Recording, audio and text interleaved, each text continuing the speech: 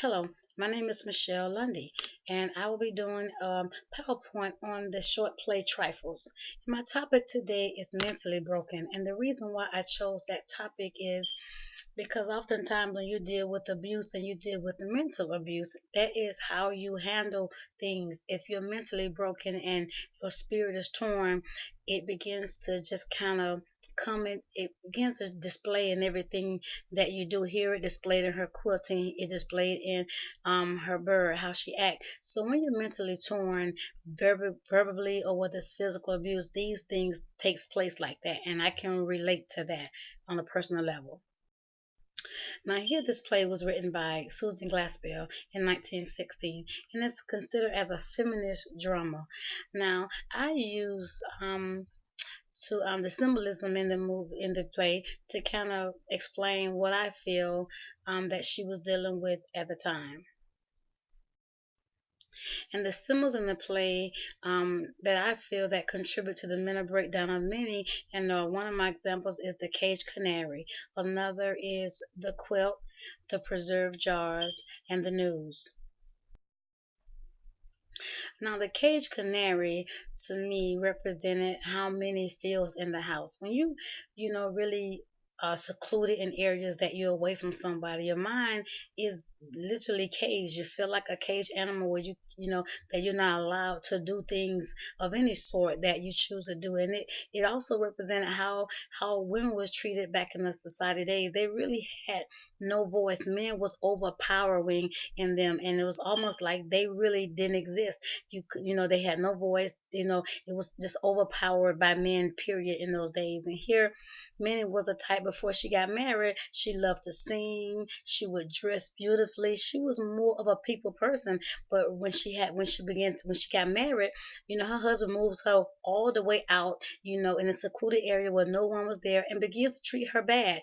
Even when she would want to go in town, she only went every now and then if he took her. So it's almost like, you're kind of mentally bound, you're caged in like an animal.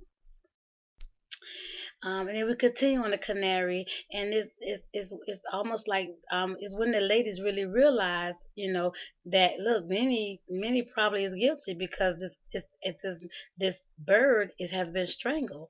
And then Miss Hale believes that Mr. Wright strangles the canary because the canary is Minnie's songbird. It makes her happy, and she states no Wright wouldn't have liked the bird, a thing that sang. He killed that too. So you're thinking that if he's doing everything he possibly can, he's taking her away from he's moving in a secluded area, he's taking her away from everybody. I mean, he doesn't allow her to sing. Her whole spirit is broken. So the only thing that she really has is this bird, that sings like she used to sing. So to her, she was kind of relating herself to this bird, and through this bird is where she get, solitude, where she gets peace from the world, because she's secluded.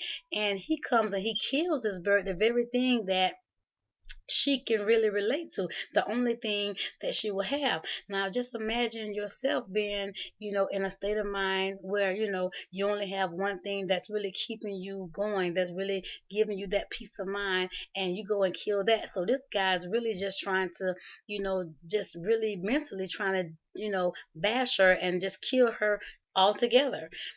And so Miss Hale states, she come to think of it, she was like a bird herself. She was really sweet, she was real pretty, but kind of timid and fluttery. And so these are kind of the women that would be subdued to like a mental abuse, a physical abuse. One that really wouldn't stand out for themselves, kind of timid and fluttery, but real sweet. So it's just that when he killed the bird, it was more like herself. That bird reminded her, and the bird could sing, so it was her outlet. And now we talk about the quilt. The quilting, we wanted it showed the lady, it showed them the instability of Minnie's mind. The stitching, it was bad on quilts. It was inconsistent, as if she was nervous, while she was quilting it. In the quilting, she really wasn't quilting, she was knotting, and the knotting would represent how she really killed her husband, because with the rope, she would have to knot it as if the way that she was doing the quilt, you know. The man asked the women, well, ladies, have you decided whatever she was going to quilt it, or not it, and we look at it like, okay, yeah, she was nodding it, and the women responded to him that she was nodding it because this was like she was practicing how she was going to do this knot, or that was in her mindset as she was quilting. And the quilt was also unfinished, so everything around it was just it was unfinished, so it was really, her mindset was very unstable at the time. And then you had the jars. The jars really symbolizes coldness, of her husband, and the stillness, the cold atmosphere. And just imagine if you're somewhere and it's just it's really cold, the whole atmosphere, it's tense or whatever, and then the jars represent the brokenness, the broken promises, the broken marriage. The jars represent many shattered spirit. Just imagine, that everything that you believed in, everything that you dreamed about, everything that you once were is always gone. Your life is shattered. Everything about that. So in the end, Miss Hale tells them to give her the jars and not let her know that the others were destroyed. And to me, that was a sense of giving Minnie hope that everything about her spirit was not all gone, that there was still hope left, that God still lives there, and she wasn't already torn. And being in a broken relationship or being broken, it's good that someone gives you a sense of hope. I can understand, I can relate to a Minnie's feeling when everything about you is gone. There's nothing left, and all you have is just Christ to kind of lift you up. And so I can understand the situation she was in. So the jars, I think, giving her that just kind of represent that, that it's still hope in the situation, that is not all gone, that everything about you is not broken. And the news, it was the way Minnie killed her husband. And we wonder, why would she, use a rope, or why would she choke him? Well, I mean, you think about it, it was similar to how he killed the canary. It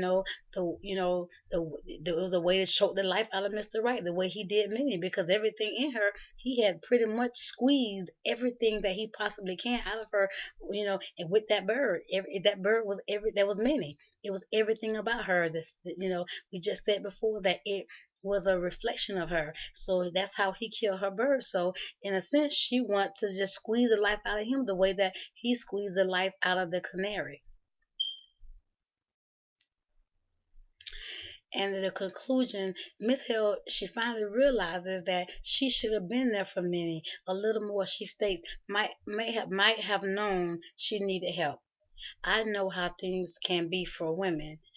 Back then, all of them was going through the same thing. And she just felt bad because she didn't reach out to Minnie more. She didn't call to check on Minnie more. And, that's how we do when we know that someone, is going through some things. We kind of get caught up in our own lives and our own thing. But right here, she can relate to Minnie because it was a thing that all of them was going through. She was going through the same thing. She even talked about how she lost a child. And so she know how stillness is. She know how it feels, to be lonely, and to need someone. And she kind of blames herself and feel like it's a crime for her to not even go and check on Minnie, going to see how she was doing, because believe it or not, it contributes to the mindset and the deterioration of the mindset when there's no one to reach out to you and talk to you and try to pull you out of it. Minnie was going through all these things by herself, and I can relate. It's almost like being in a closet, and there's no way out.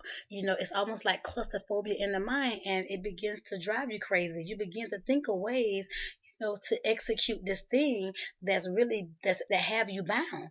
And I just think that at this point, Minnie she was at the point to whether she couldn't take it anymore. It was driving her crazy. And at this time, they decided to help men by covering up evidence from their husbands, because they seen it. The men, they was too busy worrying about things that it was so cold and harsh. They never thought that to look for things that Minnie done, through Minnie's eyes.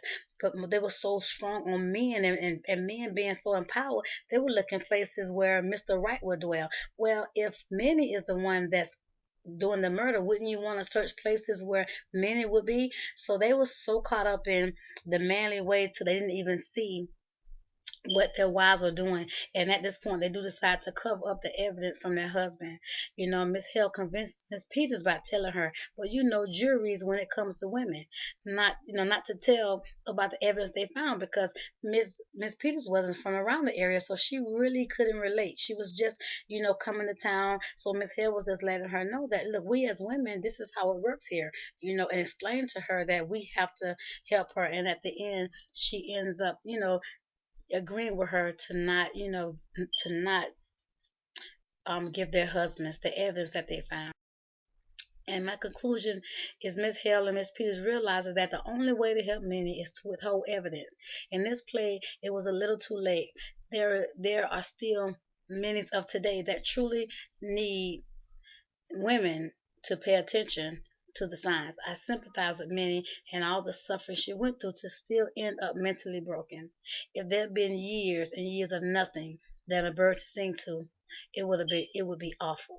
This would drive any of us insane. And I say that because if just put yourself in that position, if you were Minnie, if you were dealing with those things, would you have killed your husband? Would he have driven you to murder? Yes, I justify that, and I justify it because of I've been there, and I know that you can go crazy over things that bounds you, that keeps you tied down as relates to that bird, and I would use the news. I would do anything I can. The way that he mentally breaks me down, I would try to do the same thing with him. So that's my conclusion of the play Trifles. Thank you.